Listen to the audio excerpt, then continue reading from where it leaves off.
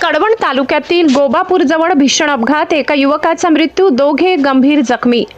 कळवण तालुक्यातील गोबापूरजवळ आज सायंकाळी सुमारे 7 वाजेच्या सुमारास मॅक्सिमो सीटर आणि दुचाकी यांच्यात भीषण अपघात झाला। या अपघातात एका युवकाचा जागीच मृत्यू झाला तर एक युवक व युवती गंभीर जखमी झाले।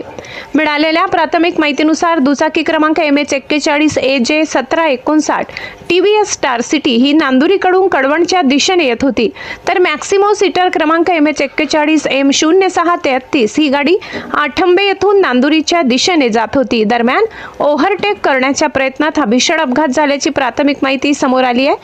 दुचाकीवर भाऊ बहीण प्रवास करत असल्याचे सांगितले जात आहे। या अपघातात गणेश चौरे या युवकाचा जागीच मृत्यू झाला, तर दीपावली चौरे आणि पार्थ साबळे हे दोघे गंभीर जखमी झाले आहेत। अपघातानंतर काही काळ वाहतूक खोळंबली होती।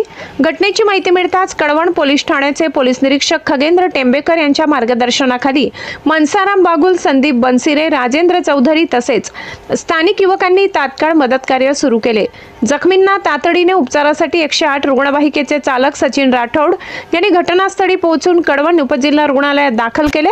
या प्रकरणी पुढील तपास कळवण पोलीस करीत आहेत। गिरणा वार्ता न्यूज वृत्त संकलन विभाग, कळवण।